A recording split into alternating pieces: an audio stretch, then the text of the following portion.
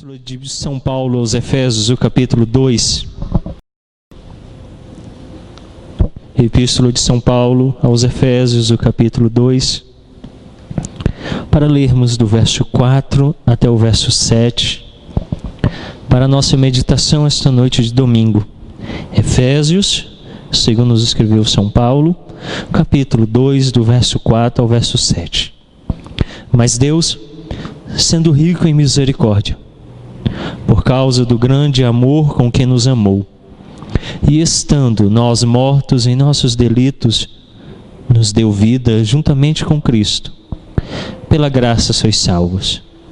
E juntamente com Ele, nos ressuscitou e nos fez assentar nos lugares celestiais em Cristo Jesus, para mostrar nos séculos vindouros a suprema riqueza da sua graça, em bondade para conosco, em Cristo Jesus. Amém. Oremos. Senhor, obrigado pela palavra, e agora rogamos que o Espírito nos ajude a compreendê-la, nos dando a iluminação necessária para a compreensão das verdades do Evangelho.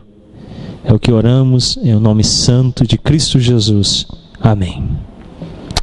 Efésios, antes da fundação do mundo. Esse é o tema geral da nossa série no livro de Efésios. Vai demorar em torno de 3 anos e meio, a nossa série nessa epístola de Paulo. E estamos então caminhando no capítulo 2. Tivemos a oportunidade de meditar no capítulo 1. E agora Deus tem nos permitido caminhar por este capítulo maravilhoso. Em especial hoje, os versos 4 a 7. E o subtema de hoje é o que Deus fez por nós. O que Deus fez por nós. O que Deus tem feito em nossas vidas? João Calvino, nas Institutos da Religião Cristã, diz assim: nós devemos entender que enquanto Jesus permanecer exterior a nós e estivermos separados dele, tudo o que ele sofreu e fez para a salvação da raça humana permanece inútil e sem qualquer valor para nós. Calvino, então, nos convida a perceber e compreender a obra de Cristo, aplicando ela à nossa vida, para que então tenha valor. Nos dias do apóstolo Paulo, eram dias estes caracterizados por uma repulsiva perversidade. O capítulo 2, o verso 2 nos fala disso. Olha o que diz o verso 2 do capítulo 2. Nos quais andastes outrora, segundo o curso deste mundo, segundo o príncipe da potestade do ar, do espírito que agora atua nos filhos da desobediência. O que Paulo está dizendo é que era uma época dominada por Satanás, como é os nossos dias. Como lemos agora na segunda epístola de São Paulo a Tiago.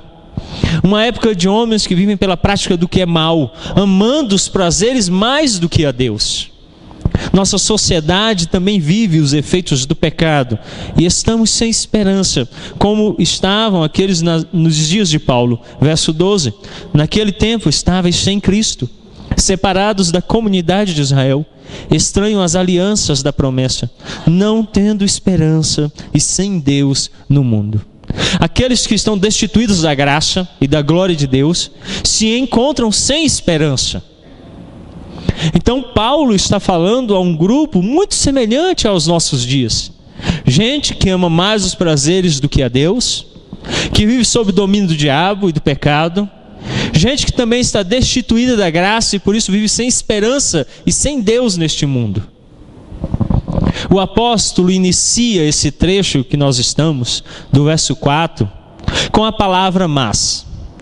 Assim o apóstolo vai do desespero e desamparo do homem em pecado para a esperança e a consolação do Evangelho. O texto que nós lemos esta noite começa no verso 4 dizendo: mas Deus. Nós vimos semana passada a condição daqueles que se encontram em pecado. Paulo então passa do desespero e do desamparo de gente no pecado para uma mensagem do Evangelho e da salvação, da esperança e consolação do Evangelho de Cristo Jesus. Esta é a única esperança Fora dela não há absolutamente nada, nenhuma esperança para você. Sem o Evangelho, não há o que fazer. Sem o Evangelho não há nenhuma perspectiva. Sem o Evangelho não há amanhã. Eu ouso dizer que não há um minuto sequer de existência para você. Não há esperança sem Cristo. Paulo declara isso no verso 12. Sem esperança, sem Deus no mundo. É o fim. Acabou-se a sua história. Não haverá passagem de ano para você. Não haverá culto de ações de graças na quarta-feira. Você que está sem Cristo, não há esperança para você. Essa é a mensagem que Paulo nos convida, a partir do verso 4, a compreender. Mas Paulo, ele não se contenta meramente em introduzir o Evangelho. O seu desejo é que tenhamos uma clara ideia do efeito grandioso do que Deus fez por nós. O que Paulo deseja é que você compreenda em toda largura, em toda altura, em toda profundidade, em todo comprimento, o amor grandioso de Deus por você. Nós não queremos uma visão en passant do Evangelho, uma visão pequena, de um Evangelho diminuto, de um Evangelho reduzido a sensações e sentimentos humanos. O que nós queremos não é um Evangelho temporário e passageiro, o Evangelho dominical que vai e finda amanhã de manhã, de um Evangelho que não pode ser aplicado às minhas necessidades pessoais em meio às angústias deste tempo presente. Paulo deseja nos apresentar uma clara ideia do feito grandioso de Deus por nós. Como temos então reagido a esse bendito mas? Como é que você reage a essa conjunção que o apóstolo Paulo apresenta, unindo aquilo que ele nos disse domingo passado ao que ele vai nos dizer hoje? Como é que você tem reagido ao fato do apóstolo dizer, mas Deus? Veja, como foi terrível o que nós ouvimos no domingo passado. O apóstolo disse que estávamos mortos em nossos delitos e pecados. Você precisa ter bem claro na sua mente o que significa essa imagem que o apóstolo Paulo utiliza. Eu gostaria muito que você tivesse experimentado o que eu já experimentei, de ver uma pessoa em estado avançado de putrefação. Fede, é nojento, faz com que nossas entranhas se retorçam dentro de nós. As nossas narinas não suportam o cheiro. Os nossos olhos não querem fitar aquilo que já se desvanece. Perde todo o esplendor. Não há beleza. É repulsivo. Quando uma pessoa morre, ela deixa de ser alguma coisa. Então o apóstolo diz que o que nos caracterizava era toda essa imagem. E então ele começa o verso 4 dizendo, mas Deus... Como é que você tem reagido a este bendito mas? Devemos aprender e compreender exatamente o que Deus fez por nós.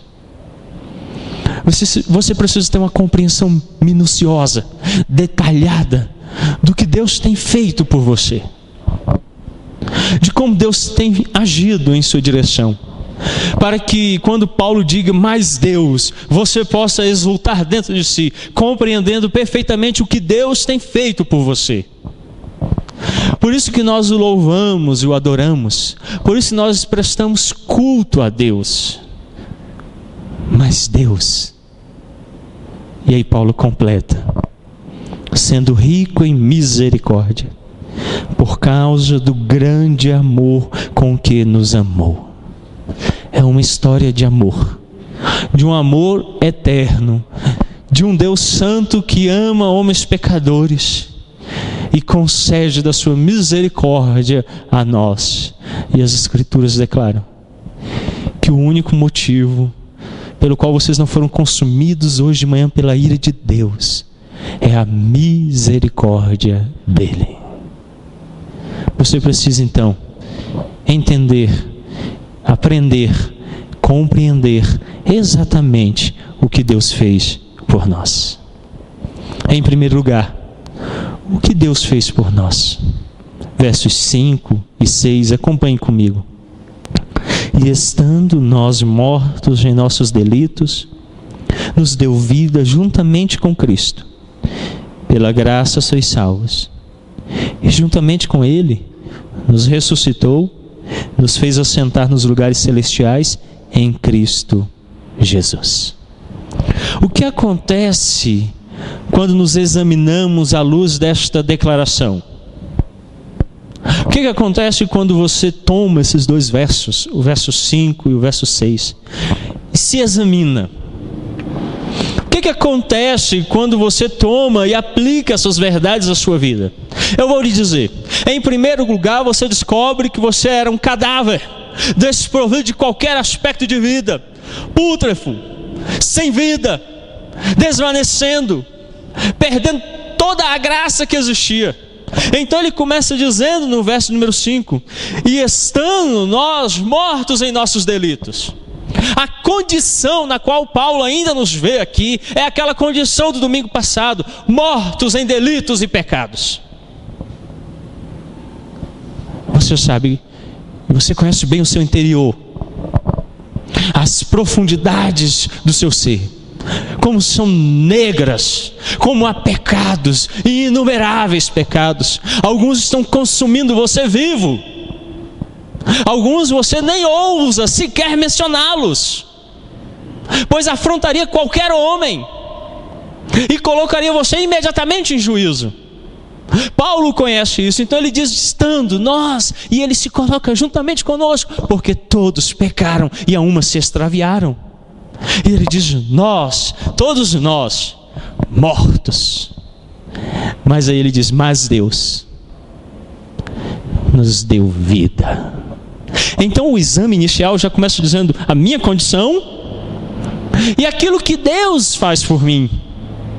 Já aqui poderíamos nos silenciar e irmos aos nossos lares.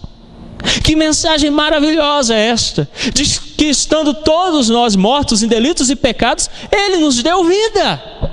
Já é maravilhoso, por demais, essa simples frase, esse simples trecho apresenta a grandiosidade de Deus e todo o seu poder e toda a sua misericórdia manifesta a homens pecadores. Mas Paulo tem muito mais. O apóstolo nos apresenta um fato muito negligenciado pelos cristãos, o qual nós nos esquecemos facilmente, ou colocamos de lado, ou damos pouca importância.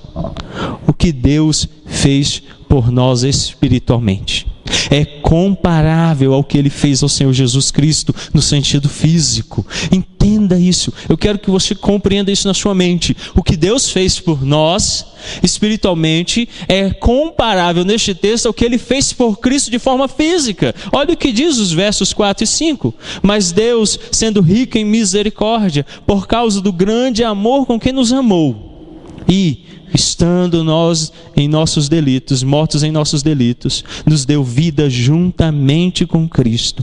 Pela graça sois salvos. Verso 6. E juntamente com Ele nos ressuscitou e nos fez assentar nos lugares celestiais em Cristo. Entenda como é que Ele age em nossa direção. Quando ressuscitou dentre os mortos e o levou a si, Jesus Cristo, quando Ele foi ressurreto e levado pelo próprio Pai, assunto aos céus, Paulo está nos dizendo que o mesmo poder que operou em Cristo, que fez isso, está operando em você espiritualmente. O mesmo poder que ressuscitou Cristo da morte, o mesmo poder que o tornou assunto aos céus, é o mesmo poder que opera nas nossas vidas. É por isso que nenhum milagre deste tempo presente pode se comparar ao milagre de Cristo na minha vida, de ter Ele me dado a vida eterna e me ressuscitado da morte eterna para a vida eterna. É o grande milagre no qual o cristianismo se baseia. Sem ressurreição não haveria cristianismo. O próprio apóstolo Paulo, na sua primeira carta aos Coríntios, diz que se não houvesse ressurreição, a nossa fé seria vã. E a maior ação de Deus para conosco é aplicar a própria ação da ressurreição na vida de Cristo às nossas vidas. O maior milagre do cristianismo está sendo operado nas nossas vidas. Por isso todo show, toda a ação de Satanás nesses dias, qualquer milagre que tenha se apresentado nos nossos dias, é pífio diante do grande milagre de Cristo. E esse grande milagre tem sido aplicado em nossas vidas. Por que então a igreja tem buscado sinais falsos, em vez de olhar para o grande sinal da ressurreição? E olha o que fez Deus por nós. Todos os tempos verbais usados aqui estão no passado. Pode ler na sua Bíblia, volte aí para os versos 5 e 6. E estando nós mortos em nossos delitos, nos deu vida, juntamente com Cristo. Pela graça sois salvos. Juntamente com Ele, nos ressuscitou e nos fez assentar nos lugares celestiais em Cristo Jesus. Deus não irá nos ressuscitar, vivificar ou nos fazer assentar nas regiões celestiais. Ele afirma que já o fez em Cristo. Não é algo esperado, é algo realizado. É por isso que o cristianismo é tão belo. É por isso que há tanta segurança na vida dos crentes. É por isso que há tanto conforto nas nossas vidas. Não nos fará, Ele já fez. Veja o que Paulo afirma. Ele nos deu vida, Ele não dará vida, Ele já deu vida para você. Veja o que Paulo diz mais. Ele nos ressuscitou, não nos ressuscitará. Nós fomos ressurretos em Cristo. Não há ressurreição. É balela, é invenção. Essas faixas e cartazes que diz que fulano ressuscitou, é tudo coisa do passado. Ele que é a nossa primícia, o primeiro dos mortos, ressuscitou definitivamente. E é nele que ressuscitamos. Não essas ressurreições que findam, como foi a de Lázaro. Ou por acaso vocês o encontraram no Tagua Center essa semana? Alguém o viu num ônibus vindo do plano piloto? Lázaro já se foi. Mas as escrituras declaram que Lázaro vai experimentar uma ressurreição final. E essa é definitiva. É essa ressurreição que experimentamos em Cristo. A certeza de que a morte não terá a vitória final sobre nós. Mesmo que ela tenha ocorrido na pessoa de Cristo e ainda aguardemos, já confiamos plenamente que nele estamos ressurretos para a vida eterna. Então eu não preciso de sinais temporários, porque o sinal definitivo foi apresentado. Cristo é o fim, nele tudo se cumpre, nele tudo se realiza. Quando Paulo fala da obra que Deus está realizando em nós, ele está falando dessa obra realizada em Cristo, na pessoa de Cristo, nas nossas vidas. Quem é maior do que Cristo? Não há nenhuma outra obra que eu possa experimentar senão em Cristo. Então, ele afirma que nele nós já estamos assentados nas regiões celestiais. Nós já gozamos o reino dos céus. Em Cristo. Ele é a nossa segurança. Ele é aquilo que me dá confiança escatológica da caminhada cristã, sabendo que no fim Ele vai me recompensar definitivamente. Portanto, não somos como os ímpios, que estão mortos em ofensas e pecados. Lembra? Ele nos deu vida. Nós não estamos mortos. Por isso, toda vez que você deixa o pecado superabundar na sua vida, tem alguma coisa errada. Quando você começa a apodrecer, quando você começa a ficar morto, nós começamos a ver isso hoje de manhã na série em Tiago. Uma fé que não produz resultados é morta.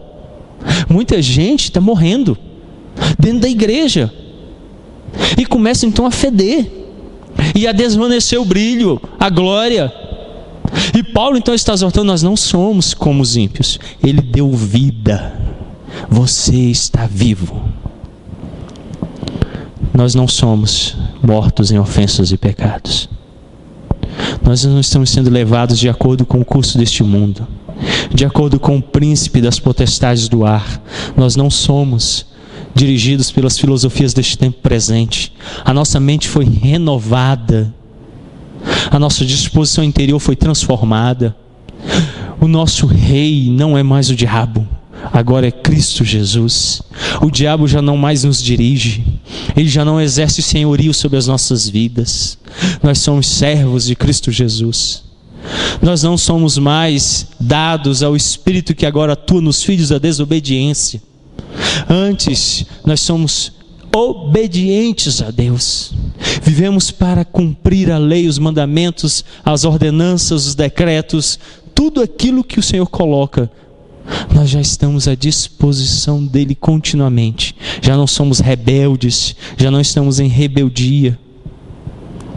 Não somos como os ímpios que vivem segundo os desejos da carne. O que nos conduz não são as vontades temporárias deste tempo presente, mas são as designações eternas. O que nos motiva são os desejos espirituais. O que nos motiva, o que nos dirige é tudo aquilo que é espiritual e não mais carnal. Nós já não estamos à mercê da nossa mente, dominada pelo pecado, mas a nossa mente foi renovada pela graça. Os ímpios estão por natureza sobre a ira de Deus. Nós já não estamos debaixo da ira de Deus. A ira dele foi apaziguada pela obra redentora de Cristo. Quando Cristo morreu e derramou o sangue dele na cruz, no nosso lugar, ele nos substituiu. E já a ira de Deus não está sobre nós, mas os ímpios estão sobre a ira de Deus. Esses são os incrédulos, assim que eles vivem. Por isso o apóstolo Paulo começa o verso 4 dizendo: mas Deus, veja, tem um mas, nós já não somos em toda essa disposição pecaminosa. Paulo diz que nós abandonamos tudo isso e fomos renovados, fomos vivificados, transformados pela graça. O cristão, então, como ele se encontra? O que caracteriza aqueles que passaram de um estado de pecado, mas Deus agiu na vida deles? São o oposto disso, de tudo isso que nós vimos, daquilo que caracteriza o incrédulo, o ímpio. Um cristão foi vivificado. Ele já não tinha vida e lhe foi dado vida. Por isso agora ele é classificado como um vivo. Uma pessoa viva, em todo o seu esplendor, brilha, deixa transparecer o seu caráter, suas características pessoais, seus sentimentos. Ela se relaciona, ela relaciona-se com o meio em que ela vive. Ela não tem mau cheiro, ela cuida de si, ela é saudável, ela reproduz, ela produz uma família e filhos. Um vivo é diferente daquele que está no estado de morto. Veja a diferença apresentada pelo apóstolo. Mas Deus se apresentou em nossas vidas, e quando Deus se apresentou, veja, não é a ideia do evangelicalismo. Não fui eu que busquei a Deus, não fui eu que me dispus. Você até pode se dispor, por algum tempo você até pode produzir alguma coisa que se assemelhe à graça, mas não é graça.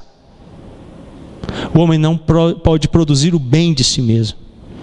Nós vamos ver isso na série de sermões em Tiago, pela manhã, domingo. O único que traz todo o bem existente sobre a face deste universo é Deus.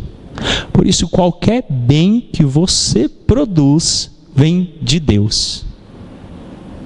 Por isso, ele nos apresenta agora como alguém que é ressurreto. Isso também deve marcar você como um cristão. Como é que um cristão se encontra? Ressurreto. Alguém que veio da morte para a vida. Olha os opostos. Alguém que estava morto, não podia relacionar-se, não podia responder, não podia produzir nada, agora encontra-se vivo. Então ele é caracterizado como alguém que foi ressurreto. A importância disso se dá no fato de que você vai ser um testemunho vivo. As pessoas, ao olharem, devem ver na sua vida uma disposição entre quem estava morto e agora está vivo. Ou então você é um engano, você é um morto vivo. Você continua morto, porém fingindo-se de vivo. As pessoas precisam olhar e dizer: eis ali um ressurreto. Ele foi de novo trazido à vida, apresentado à vida. Ele é vivo, ele foi vivificado. Então, Paulo apresenta a última característica de como um cristão se encontra. Ele diz que ele está assentado em lugares celestiais. O que significa estar assentado em lugares celestiais?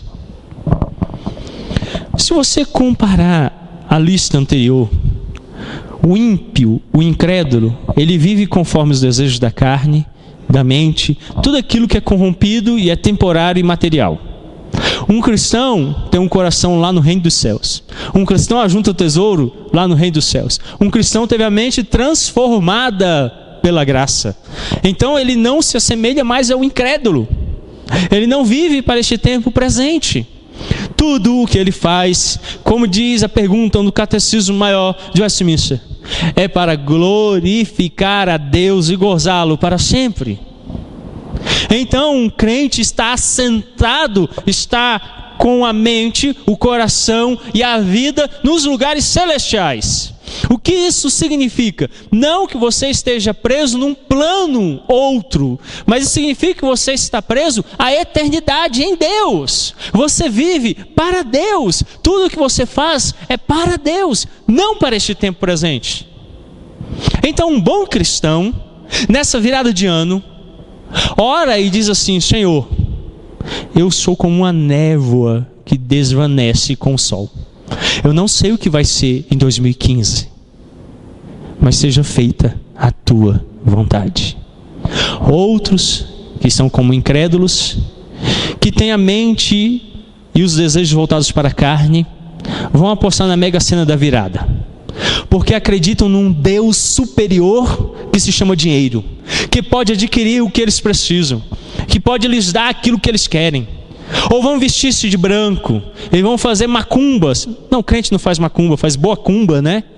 Tem crente fazendo boa cumba, joga sal grosso, faz oração da virada e outras coisas mais, a fim de transformar 2015 conforme as suas perspectivas pessoais mundanas, porque são deste mundo. Já alguém que está sentado nos lugares celestiais confia plenamente em Deus e ora como Jesus Cristo, dizendo: dá-me o pão de cada dia, porque ele confia que cada dia dele é dirigido por Deus. Assentar-se nos lugares celestiais significa repousar no senhorio de Cristo, que está assentado à direita de Deus Pai, de onde ele há de vir para julgar os vivos e os mortos. Então o crente, assentado nos lugares celestiais em Cristo, confia que ele é Senhor, dirige o universo, a vida dos seus e controla todas as coisas. Por isso ele confia plenamente nesse Senhor, em todos os aspectos da sua vida. E eu entendo que muitos não estão assentados nos lugares celestiais. No ano passado eu falei muito sobre isso. E eu sei que nós precisamos, como igreja, aprender. Quando nós tratamos neste ano que se passa sobre masculinidade bíblica, o Senhor nosso Deus muitas vezes nos instruiu a nós, os homens da igreja, que nós precisamos encarnar a obra de Cristo em nossas vidas. O paralelo que Paulo utiliza é bem claro. Como Cristo morreu pela igreja, vocês devem morrer pelas suas esposas e famílias. Nós precisamos encarnar a obra de Cristo. As mulheres precisam aprender o que Paulo disse em Tito: antes de se embelezar fisicamente, produzam boas obras de misericórdia. Estar sentado em lugares celestiais significa: Cristo reina e eu vou refletir este reinado dele na minha vida. Eu não vou viver para mim, eu vou viver para Cristo. E Cristo viverá em minhas vidas, reinará em minha vida. Em segundo lugar, como Deus fez isto por nós? Esse mais Deus que Paulo introduz fala de uma obra maravilhosa de Deus em nossas vidas. Como é que Deus fez isso por nós? Vamos voltar aos versos 5 e 6. Estando nós mortos em nossos delitos, nos deu vida juntamente com Cristo. Pela graça sois salvos. E juntamente com Ele nos ressuscitou e nos fez assentar nos lugares celestiais em Cristo Jesus. Como é que tudo isso aconteceu? Como é que nós fomos vivificados, nos tornamos vivos, ressurretos e assentados em lugares celestiais? Mas Deus, entenda que tudo começou em Deus. Por isso, quando nós pensamos na série de Efésios, nós pensamos antes da fundação do mundo. A obra da salvação começa exclusivamente na pessoa de Deus. Mas Deus, sendo rico em misericórdia, nos deu vida, nos ressuscitou. E então o apóstolo responde como que isso aconteceu. É juntamente com Cristo. Marca na sua Bíblia, eu faço questão que você marque. No verso 5 ele diz, juntamente com Cristo. No verso 6 ele diz, juntamente nos ressuscitou, juntamente nos fez assentar nos lugares celestiais. Esse termo, junto, aparece no grego 3 vezes. E na língua portuguesa foi transformado para juntamente, dá uma ênfase maior, acrescenta mais. Porém só aparece 2 vezes. Mas o texto nos aponta que no segundo momento, no verso 6, ele pode representar as 2 situações. Primeiro, juntamente com ele nos ressuscitou, e juntamente com ele nos fez assentar nos lugares celestiais. Nele, na pessoa de Cristo. Então ele nos vivificou junto com Cristo. Quando ele diz, mas Deus, sendo rico em misericórdia, nos deu vida, a vida nos foi dada em Cristo. E às vezes eu percebo, não é só com vocês e comigo também, porque eu aprendi isso com meu pai Adão e Eva, que se eu me esforçar eu consigo ser igual a Deus. Então vez ou outra eu começo a fazer, por meio de mim mesmo, obras a fim de que agradar a Deus. Como eles fizeram lá no jardim, fazendo roupas com folhas de figueira para si. Mas Deus ainda disse, vocês estão nus. E Deus os cobriu com peles de animais, derramando sangue, porque só Ele pode dar sacrifício autêntico que cobre os pecados. De vez em quando, então, eu entro nessa de religião da autossalvação. Me torno arminiano e começo a tentar prover para mim salvação. De vez em quando eu me pego dizendo assim, tenho que orar mais. Não, eu tenho que buscar mais Cristo, porque Ele é o único que intercede por mim diante do Pai. Vez ou outra eu me pego dizendo assim que eu preciso me aprofundar nas Escrituras e conhecê-la, Gênesis e Apocalipse. Mas eu descubro que Ele é o cumprimento perfeito da lei. Que se eu for a Ele, Ele vai me desvendar toda a Escritura de Gênesis e Apocalipse, porque Ele é o veio hermenêutico que traduz, que interpreta as Escrituras. Não é pela minha própria obra pessoal, pelo meu esforço pessoal. Então Paulo começa dizendo, mas Deus, que é rico em misericórdia, Ele nos dá vida junto com Cristo. Lembram do que eu falei no primeiro ponto? A obra espiritual que Ele opera em nós é semelhante à obra que Ele operou em Cristo. Cristo morre e Ele dá vida. Nós estávamos mortos e Ele nos dá vida. Então Ele aplica a vida. O que isso muda na sua perspectiva cristã e na sua religião? Faz com que você deixe de ser autocentrado em você mesmo e passe a ser centrado em Cristo. E então a sua religião se transforma, porque Cristo transforma, porque Cristo muda as nossas vidas. Então Ele nos vivificou, Ele vivificou-nos junto com Cristo, ressuscitou-nos juntos com Cristo. Veja o verso 6. E juntamente com Ele nos ressuscitou. Sabe quando aconteceu a nossa ressurreição? Alguns querem dizer que vai ser futura. Ela foi passada. A nossa ressurreição aconteceu em Cristo. Por isso a obra dele na cruz foi algo que marcou a humanidade, a ponto de nós vivermos em torno dessa realidade. Cristo, quando morreu e ressuscitou, o fez por nós. Junto com Ele nós fomos ressuscitados e nos fez assentar juntos nos lugares celestiais.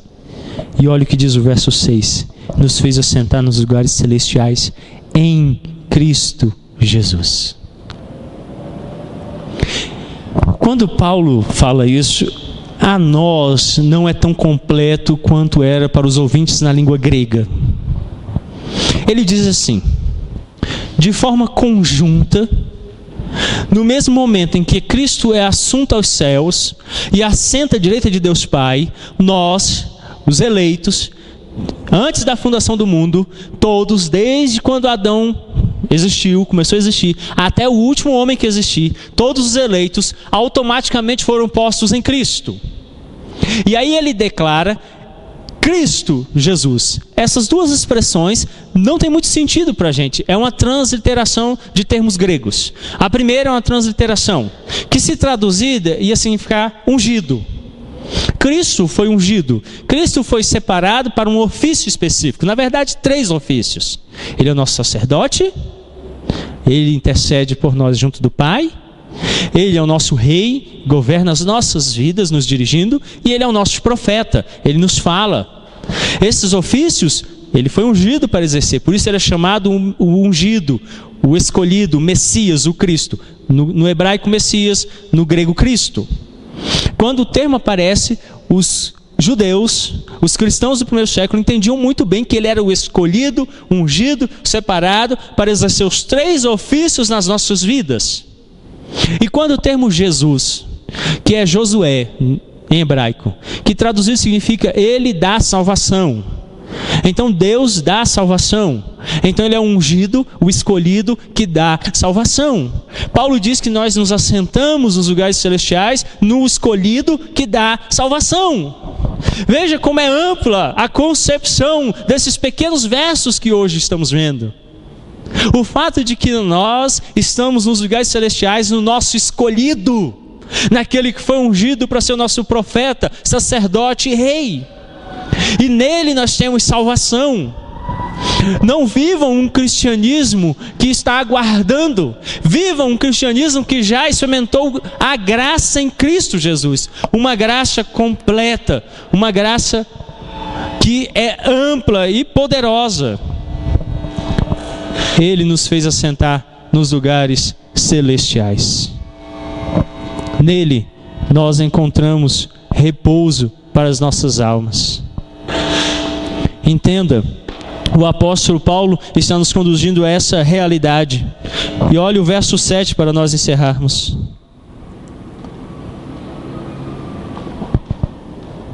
Para mostrar nos séculos vindouros a suprema riqueza da sua graça, em bondade para conosco, em Cristo Jesus. Se você viver esse evangelho que Paulo está apresentando aqui, o texto no verso 7 encerra dizendo que todo mundo nos séculos vindouros vão ver em você, olha a expressão maravilhosa que Paulo usa, a suprema riqueza da sua graça. Sabe onde apareceu graça? No verso 5. Estando nós mortos em nossos delitos, nos deu vida juntamente com Cristo. Paulo dá uma paradinha e diz assim: pela graça sois salvos. Pela graça sois salvos. O que Deus fez por nós? É a nossa pergunta inicial. Deus nos deu vida. Deus nos ressuscitou em Cristo Jesus. Deus nos vivificou. Deus nos fez assentar nos lugares celestiais. Deus em Cristo Jesus transformou as nossas vidas. Foi isso que Deus fez por nós, para mostrar a riqueza da sua graça. Você é um tesouro preciosíssimo da graça. E o mundo deve olhar para você e perceber este tesouro brilhando. E as pessoas devem desejar este tesouro. Por isso, eu volto àquela pergunta inicial. O que esse bendito mais tem feito na sua vida? Mas Deus, sendo rico em misericórdia, deu vida para você. Curva a sua fronte, feche os seus olhos. Vamos orar, vamos falar com Deus. Pai querido, o Senhor nos deu vida. Mas isso foi pela graça. É um favor imerecido.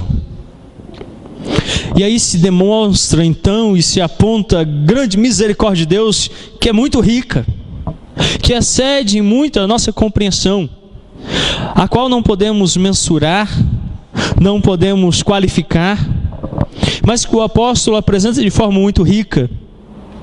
apontando-nos que o que Deus fez foi, em Cristo Jesus, nos dar vida, estando nós mortos em nossos delitos e pecados. Ele nos ressuscitou em Cristo, nos fez assentar nos lugares celestiais. O poder de Deus operado no seu próprio Filho, agora é operado em nossas vidas. Que mensagem maravilhosa do Evangelho! Que o poder de Deus eterno e majestoso, operando em seu próprio Filho, também opera em nós, nos dando vida e vida eterna. Essa mensagem deve ser anunciada pela igreja a todos os povos, a toda nação, a toda língua, para que creiam, para que se dobrem diante do Senhor do Universo, aquele que é rico em misericórdia, o qual o apóstolo, depois de ter nos apresentado uma biografia tão dura acerca do nosso estado, diz: mas Deus, ó Senhor, se não fosse a tua graça, o que seria de nós? Por isso, lhe fazemos este culto, porque és digno de toda adoração e de todo louvor. Tu és o único Senhor do universo.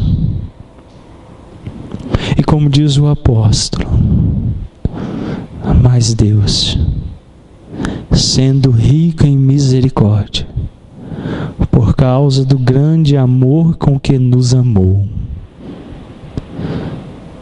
E hoje, Deus, em um quadro tão vivo, pintado pelo apóstolo Paulo, podemos ver este amor tão grande com que o Senhor nos amou.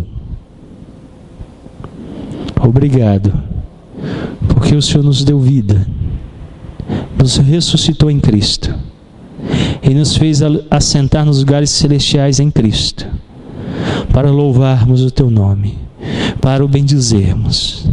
É então que esta mensagem esteja viva em nossos corações. Não permita que sejamos guiados por este tempo presente, nem por Satanás, nem pela nossa carne, mas que vivamos exclusivamente para Cristo Jesus. É o que oramos, rogamos, em o nome santo de Cristo Jesus. Amém.